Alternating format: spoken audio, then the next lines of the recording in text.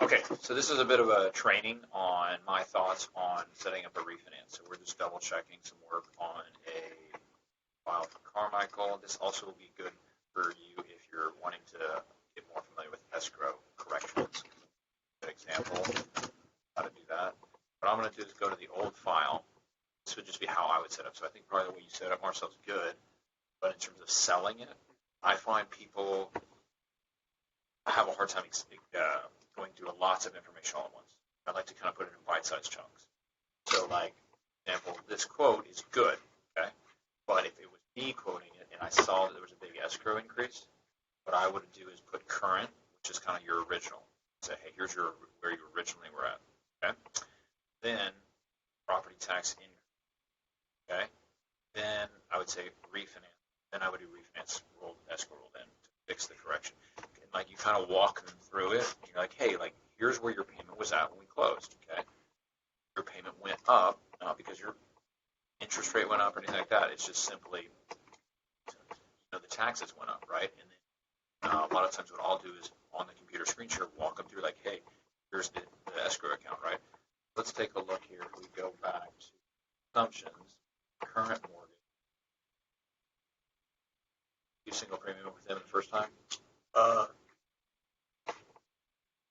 No, yeah, we did. No. Yeah, we did just a little bit. Okay. That's because his rate was so bad. I think we did them already. Okay, so you actually did this right. Yeah. 414. Oh, okay, that's good. Actually, I like what's good here is you said, hey, here's where you were originally at when we closed. Okay. And then let's take a look here. How did you calculate the escrow shortage? Just the difference in the payment he told me he's at now. Oh, okay. Oh, perfect. Then that's great. What you did is you're like, hey, yeah, actually, okay, I like that. And you're like, okay, 893 is where you were at. Oh, is he waiving escrows? But this doesn't look like that's a different. Oh, that's a different one.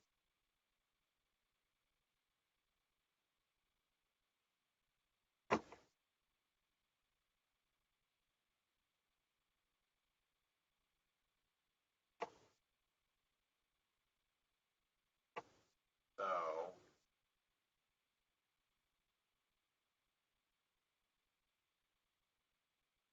yeah, this is good, right? So 1676 matches. This is exactly. HOA dues. Okay, no, that's good. Okay, so 1676 is where you were at when we closed, Jimmy, right? So sorry, he goes by James. High school. 1676. Now, what happened is, like you said, your payment went up. Okay, so we're going to throw that in there. So it's 2125 your current payment. Okay, great. So we're on the same page. Now, what we're going to do is we're going to show you, hey, in terms of interest rate savings, what I would have done, I would change this back.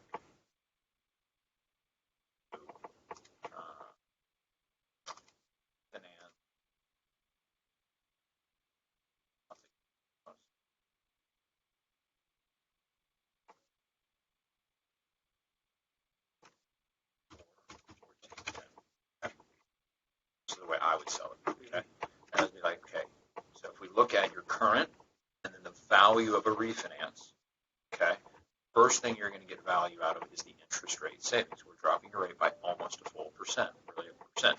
That's going to save you $127 a month. That makes sense. Do you have any questions on that? Okay, great. Then the next thing we need to fix is we take a holistic approach when we're looking at refinance.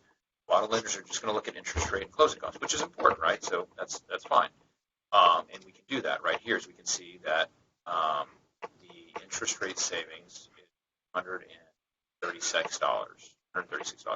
So actually what I would say here is the true break-even point is, Jimmy, we rolled the closing costs into the loan. So that's what most people do. We can look at other options if you want, but my recommendation would be don't pay the closing costs really out of pocket. So we rolled into the loan. So you see how that number's higher, Jimmy? Does that make sense? Okay, great. So 230 minus 227. So we're rolling $3,300 in closing costs in, and you're saving $136. So divided by 136. So your breaking point is 24 months just on interest rate savings. Okay, so there's that first thing. Do you have any questions about that? So 24 months, that's a good break-even point. Now, what I would then have done is I'm going to back here, add another product, say refinance with escrow account.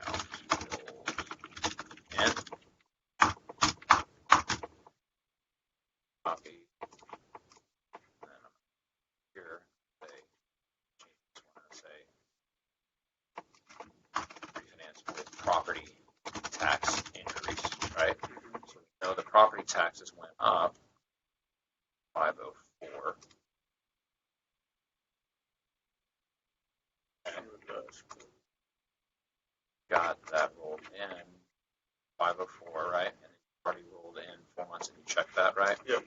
Okay, so now you're going to say, hey, you might have already actually, I don't even know what that said there. So that's it.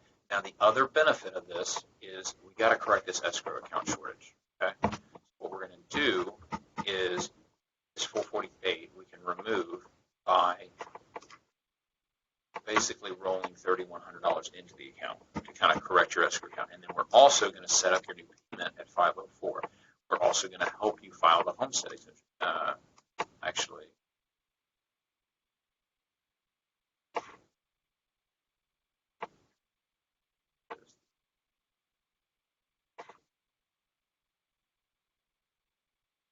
All right, so 75, but that's not with a homestead. So actually, I would do Marcel quoting him and say, okay, hey, you're currently at $7,500. You saw a big increase. What we're going to do is show you should be getting this homestead exemption, and you go back and retroactively apply that. Bought the house 18. You should have filed it last year. You didn't file it last year. So you're going to want to go click this button right here and file the homestead exemption. So make sure you do that and get that done before we close on your refinance. Do you have any questions? Great. Okay. I would 6,000 paid.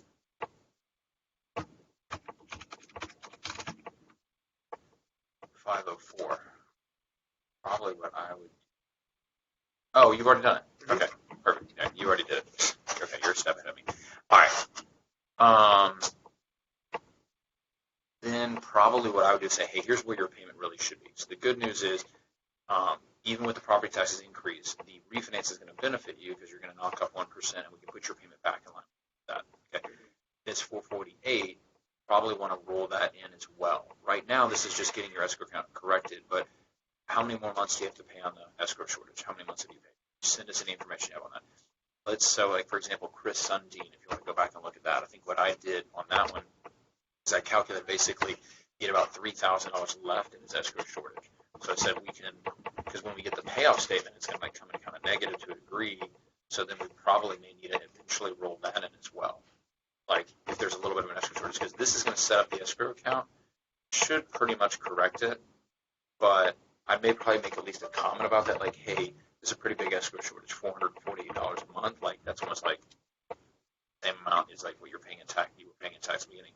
So we definitely want to do the refinance, Jimmy, because like we need to get that thing fixed. Like you probably took a huge increase. So I'm really glad you reached out to me. So we say, okay, great. So your new payment's going to be $1,645, but we are going to roll in some additional funds to fix that. That's not a closing cost, but it is a cost of doing it. And then what we could do is let's say, hey, let's assume that escrow shortage, Jimmy, is like another $2,000 or $3,000.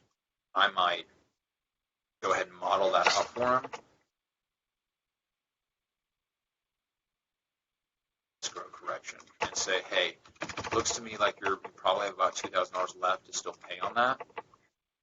So the good thing about rolling it in, Jimmy, is right now you're having to pay $448 a month. So it looks like your escrow shortage is probably $5,000.